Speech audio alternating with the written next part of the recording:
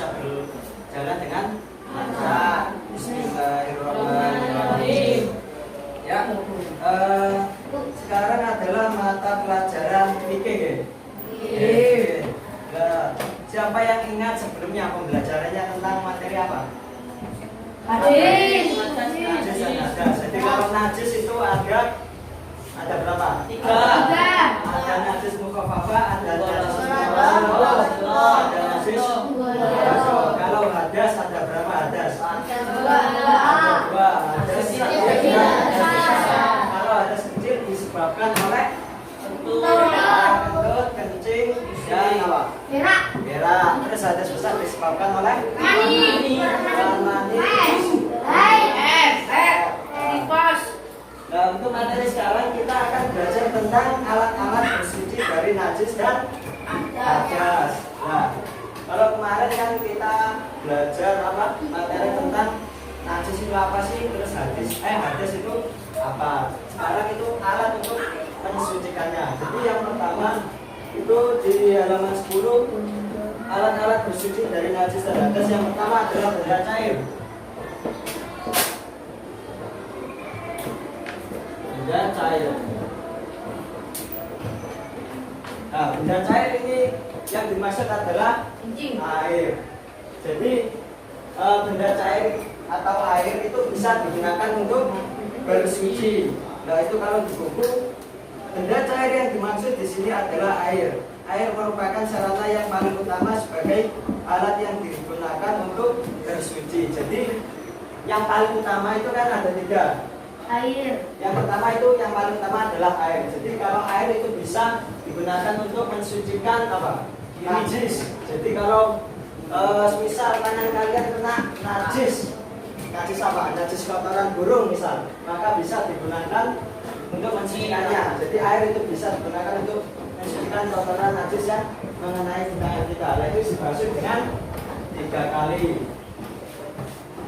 Bisa untuk mensucikan najis. Nah, terus yang kedua bisa digunakan untuk mensucikan hadas. Misal kita hadas ya, kita setelah ke kamar mandi itu kan apa? Kencing atau BAB. Nah, itu kan kita dalam keadaan hadas kecil. Nah, cara mensucikannya agar kita nggak hadas itu bisa digunakan, kita bisa menggunakan benda cair atau apa? Air. Nah, ini bisa digunakan untuk mensucikan hadas. Nah, jadi misal kalian mau sholat kan syaratnya kan apa?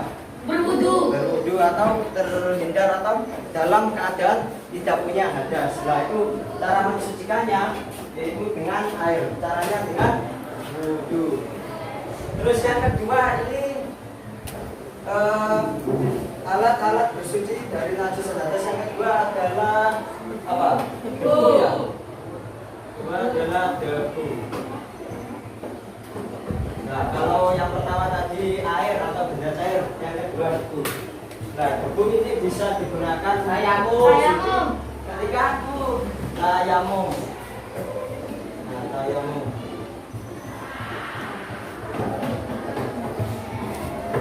Nah, akan tetapi debu ini nggak bisa digunakan bersuci dari apa? Najis. Dari najis, betul.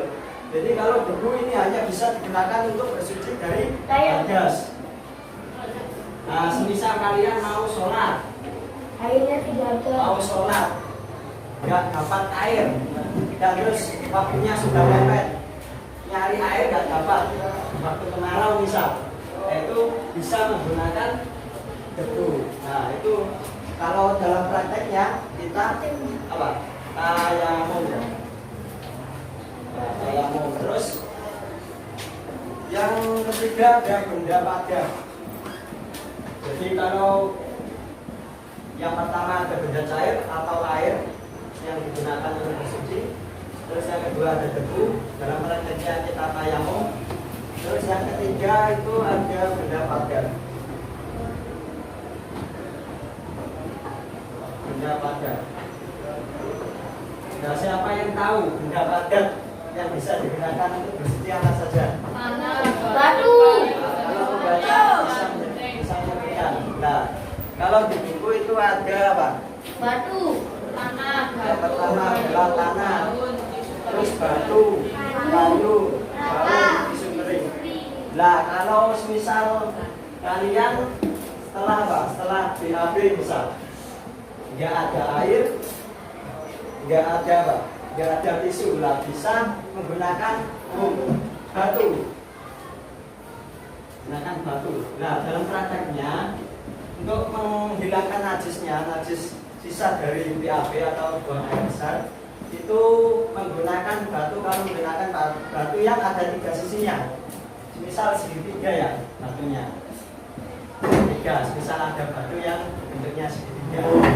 Nah, yang bagian pertama ini digunakan untuk menghilangkan kotoran sisanya. Misal di paha ada sisa kotoran BAB yang nempel. Nah, itu sisi yang pertama digunakan untuk menggunakan yang tahap pertama. Terus dilanjut ke sisi kedua.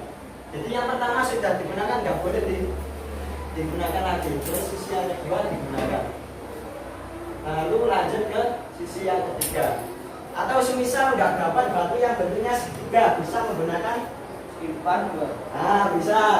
Atau mencari batu jumlahnya 3. Jadi misal batunya itu bulat semua. Nah, itu ya, jadi batu yang pertama gunakan untuk menggosok yang pertama. Terus ganti batu yang kedua. Terus ganti batu yang ketiga. Atau bisa menggunakan apa yang kalau buku itu? Tisu kering ya.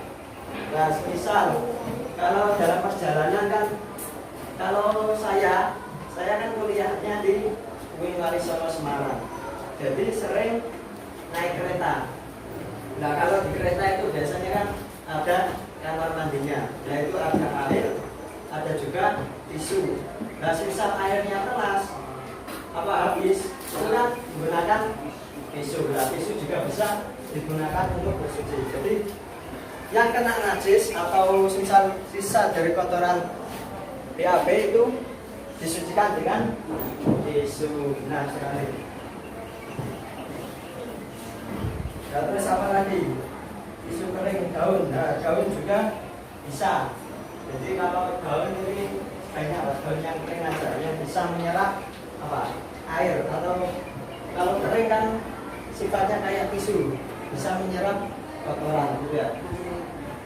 Nah, itu penjelasan dari Bapak pada pagi hari ini. Jadi siapa yang bisa menyimpulkan penjelasannya dari awal sampai akhir? Yang bisa menjelaskan? Yang bisa menjelaskan? Yang mau maju? Siapa? Di Bapak ada dia buku. Yang maju yang bisa menjelaskan, nanti tak kasih buku. Ini ada buku muhasabah diri. Jadi siapa saja yang bisa maju menjelaskan penjelasan dari Bapak, saya kasih hadiah buku. Siapa? Siapa? Yang mau maju. Kalau mau maju ya ke depan. Ya. Namanya siapa? Mas Hafiz. Ya, Mas Hafiz bisa dijelaskan. Jadi alat-alat yang bersuci, alat-alat yang bisa digunakan bersuci dari hadis. Nah, hadas dan hadis dan cair. Nah, benda cair itu bisa digunakan bersuci dari hadas dan najis. Terus yang kedua, debu. Debu itu digunakan ketika tayamum, itu bersuci dari hadas. Betul sekali. Terus yang ketiga, benda pada, contohnya batu kayu.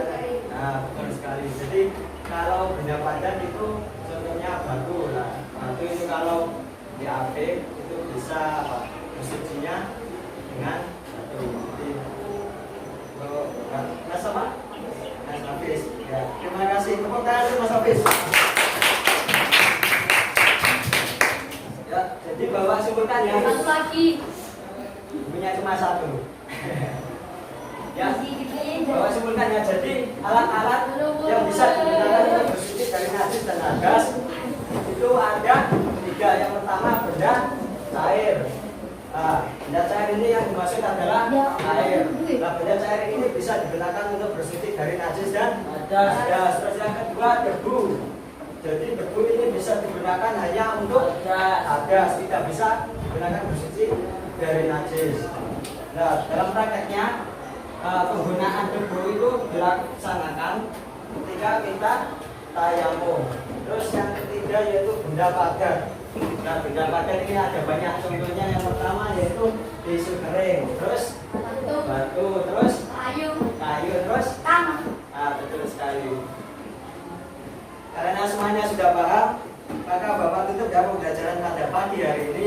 Semoga apa yang kita pelajari pada pagi hari ini bisa bermanfaat kepada kita semua. Ya, Bapak tutup ya. Assalamualaikum warahmatullahi wabarakatuh.